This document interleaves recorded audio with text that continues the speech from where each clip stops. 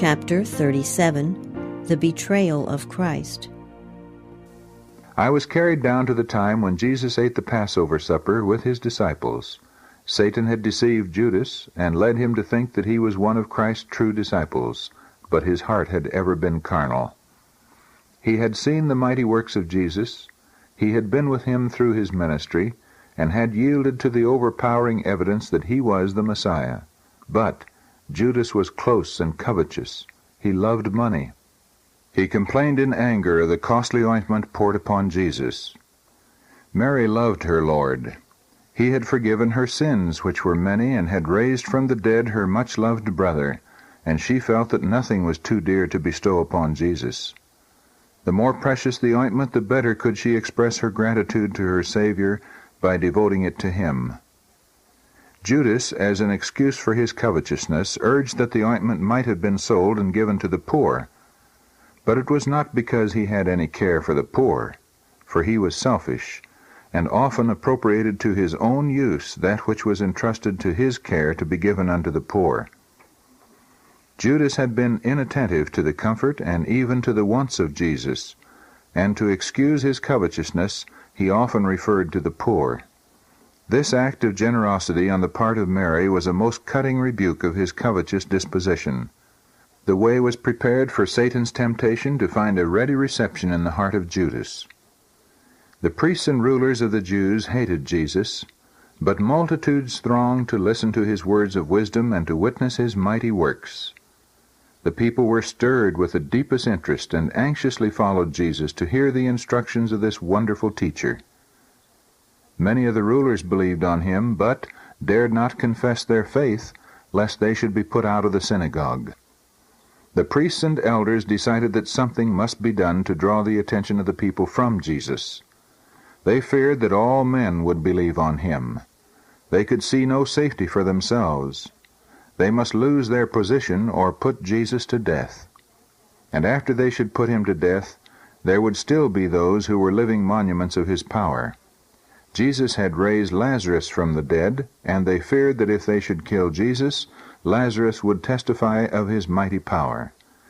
The people were flocking to see him who was raised from the dead, and the rulers determined to slay Lazarus also, and put down the excitement. Then they would turn the people to the traditions and doctrines of men, to tithe mint and rue, and again have influence over them. They agreed to take Jesus when he was alone, for if they should attempt to take him in a crowd, when the minds of the people were all interested in him, they would be stoned. Judas knew how anxious they were to obtain Jesus, and offered to betray him to the chief priests and elders for a few pieces of silver. His love of money led him to agree to betray his Lord into the hands of his bitterest enemies. Satan was working directly through Judas, and in the midst of the impressive scene of the Last Supper, the traitor was devising plans to betray his master. Jesus sorrowfully told his disciples that all of them would be offended because of him that night. But Peter ardently affirmed that although all others should be offended because of him, he would not be offended. Jesus said to Peter, "Satan hath desired to have you, that he may sift you as wheat. But I have prayed for thee, that thy faith fail not, and when thou art converted, strengthen thy brethren." I beheld Jesus in the garden with his disciples. In deep sorrow he bade them watch and pray, lest they should enter into temptation. He knew that their faith was to be tried and their hopes disappointed, and that they would need all the strength which they could obtain by close watching and fervent prayer. With strong cries and weeping, Jesus prayed, "Father, if thou be willing, remove this cup from me. Nevertheless, not my will, but thine be done." The Son of God prayed in agony. Great drops of blood gathered upon his face and fell to the ground.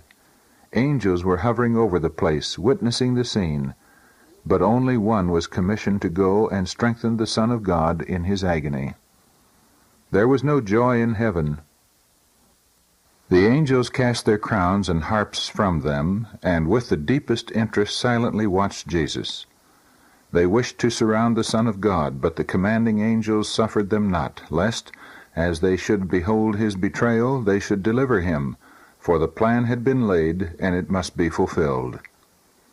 After Jesus had prayed, he came to his disciples, but they were sleeping. In that dreadful hour, he had not the sympathy and prayers of even his disciples. Peter, who was so zealous a short time before, was heavy with sleep. Jesus reminded him of his positive declarations and said to him, "What? Could ye not watch with me 1 hour?" 3 times the Son of God prayed in agony. Then Judas, with his band of armed men, appeared. He approached his master as usual to salute him. The band surrounded Jesus, but there he manifested his divine power as he said, "Whom seek ye?" "I am he." They fell backward to the ground. Jesus made this inquiry that they might witness his power and have evidence that he could deliver himself from their hands if he would. The disciples began to hope as they saw the multitude with their staves and swords fall so quickly. As they arose and again surrounded the Son of God, Peter drew his sword and smote a servant of the high priest and cut off an ear. Jesus bade him put up the sword, saying, "Thinkest thou that I cannot now pray to my Father, and he shall presently give me more than 12 legions of angels?" I saw that as these words were spoken, the countenances of the angels were animated with hope. They wished then and there to surround their commander and disperse that angry mob. But again sadness settled upon them as Jesus added, "But how then shall the Scriptures be fulfilled, that thus it must be?" The hearts of the disciples also sunk in despair and bitter disappointment as Jesus suffered himself to be led away by his enemies.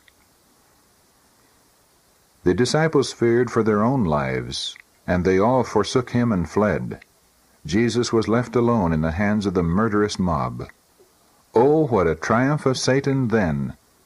And what sadness and sorrow with the angels of God! Many companies of holy angels, each with a tall commanding angel at their head, were sent to witness the scene.